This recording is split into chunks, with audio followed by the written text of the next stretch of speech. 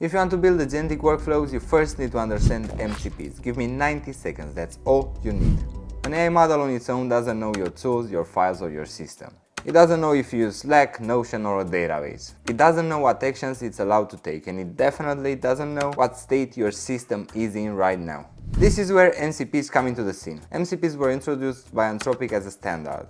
Think of it like a contract between the AI and other apps. It clearly lays out what information the model can access, which tools it can use, and what actions are allowed. Imagine an assistant that maybe reads tasks from Notion and then sends updates in Slack. Without MCPs, you'd have to wire every step by hand, like a classic automation. You decide exactly when to read, what to send, and where to send it.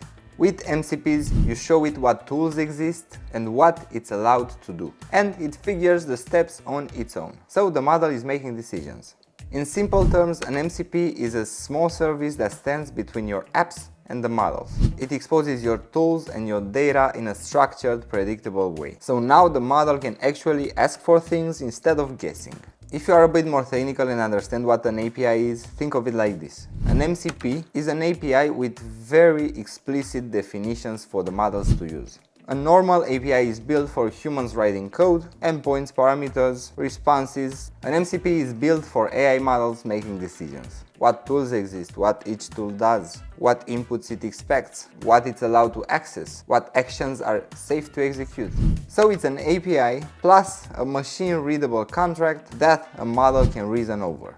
That's what MCPs really are, a clear standard for models to operate in. And that's basically the foundation of agentic workflows.